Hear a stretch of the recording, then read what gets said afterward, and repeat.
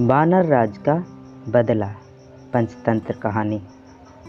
एक नगर के राजा चंद्र के पुत्रों को बंदरों से खेलने का व्यसन था। बंदरों का सरदार भी बड़ा चतुर था। वह सब बंदरों को नीति शास्त्र पढ़ाया करता था। सब बंदर उसकी आज्ञा का पालन करते थे। राजपुत्र भी उन बंदरों के सरदार वानर राज को बहुत मानते थे।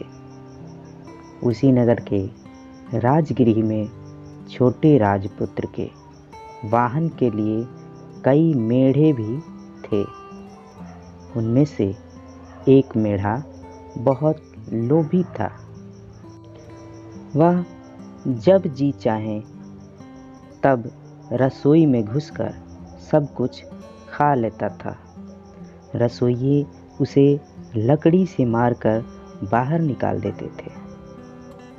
वानर राज ने जब यह कलह देखा तो वह चिंतित हो गया। उसने सोचा, यह कलह किसी दिन सारे बंदर समाज के नाश का कारण हो जाएगा। कारण यह कि जिस दिन कोई नौकर इस मेढ़े को जलती लकड़ी से मारेगा, उसी दिन यह मेढ़ा घुड़साल में घुसकर आग लगा देगा। इससे कई घोड़े जल जाएंगे। जलन के घावों को भरने के लिए बंदरों की चर्बी की मांग पैदा होगी। तब हम सब मारे जाएंगे। इतनी दूर की बात सोचने के बाद उसने बंदरों को सलाह दी कि वे अभी से राजगृह का त्याग कर दें। किंतु उस समय बंदरों ने उसकी बात को नहीं सुना। राजगृह में उन्हें मीठे मीठे फल मिलते थे। उन्हें छोड़कर वे कैसे जाते? उन्होंने वानर राज से कहा कि बुढ़ापे के कारण तुम्हारी बुद्धि मंद पड़ गई है। हम राजपुत्र के प्रेम व्यवहार और अमृत समान मीठे फलों को छोड़कर जंगल में नहीं जाएंगे। वानर राज ने आंखों में आंसू भरकर कहा, मूर्खों, तुम इस लोभ का परिणाम नहीं जानते। यह सुख तुम्हें बहुत महंगा पड़ेगा। यह कहकर वानर राज स्वयं राजगृह छोड़कर वन में चला गया। उसके जाने के बाद एक दिन वही बात हो गई जिससे वानर राज ने वानरों को सावधान किया था। एक लोभी मेढ़ा जब रसोई में गया तो नौकर ने जलती लकड़ी उस पर फेंकी। मेढ़े के बाल जलने लगे। वहां से भागकर वह अश्वशाला में घुस गया। उसकी चिंगारियों से अश्वशाला भी जल गई। कुछ घोड़े आग से जलकर वहीं मर गए। कुछ रस्सी तुड़ाकर शाला से बाहर भागे।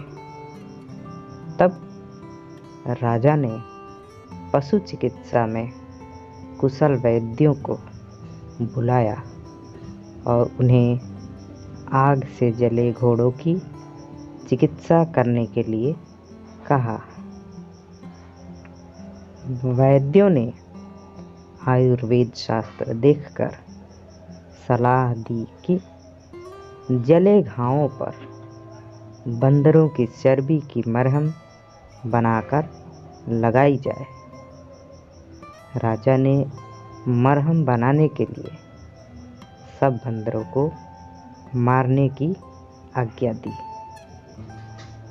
सिपाहियों ने सब बंदरों को पकड़कर लाठियों और पत्थरों से मार दिया। वानर राज को जब अपने वंश क्षय का समाचार मिला तो वह बहुत दुखी हुआ। उसके मन में राजा से बदला लेने की आग भड़क उठी। दिन रात वह इसी चिंता में घुलने लगा। आखिर उसे एक वन में ऐसा तालाब मिला जिसके किनारे मनुष्यों के पद चिन्ह थे। उन चिन्हों से मालूम होता था कि इस तालाब में जितने मनुष्य गए सब मर गए, कोई वापस नहीं आया। वह समझ गया कि यहाँ अवश्य कोई नरभक्षी मगरमच्छ है। उसका पता लगाने के लिए उसने एक उपाय किया। कमल नाल लेकर उसका एक सिरा उसने तालाब में डाला और दूसरे सिरे को मुख में लगाकर पानी पीना शुरू कर दिया। थोड़ी देर में उसके सामने ही तालाब में से एक कंठहार धारण किए हुए मगरमच्छ निकला। उसने कहा, इस तालाब में पानी पीने के लिए आकर कोई वापस नहीं गया। तूने कमल नाल द्वारा पानी पीने का उपाय करके विलक्षण बुद्धि का परिचय दिया है। मैं तेरी प्रतिभा पर प्रसन्न हूँ। तू जो वर मांगेगा मैं दूंगा। कोई सा एक वर मांग ले। वानर राज ने पूछा, मगर राज, तुम्हारी भक्षण शक्ति कितनी है? मगर राज, जल में मैं सैकड़ों सहस्त्रों पशु या मनुष्यों को खा सकता हूँ, भूमि पर एक गीदड़ भी नहीं। वानर राज, एक राजा से मेरा बैर है। यदि तुम यह कंठहार मुझे दे दो तो मैं उसके सारे परिवार को तालाब में लाकर तुम्हारा भोजन बना सकता हूँ। मगर राज ने कंठहार दे दिया। वानर राज कंठहार पहनकर राजा के महल में चला गया। उस कंठहार की चमक दमक से सारा राजमहल जगमगा उठा। राजा ने जब वह कंठहार देखा तो पूछा, वानर राज, यह कंठहार तुम्हें कहाँ मिला? वानर राज, राजन, यहाँ से दूर वन में एक तालाब है। वहाँ रविवार के दिन सुबह के समय जो गोता लगाएगा उसे वह कंठहार मिल जाएगा। राजा ने इच्छा प्रकट की कि वह भी समस्त परिवार तथा दरबारियों समेत उस तालाब में जाकर स्नान करेगा, जिससे सबको एक एक कंठहार की प्राप्ति हो जाएगी।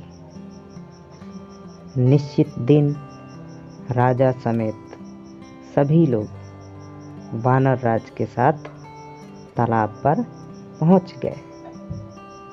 किसी को यह न सूझा कि ऐसा कभी संभव नहीं हो सकता।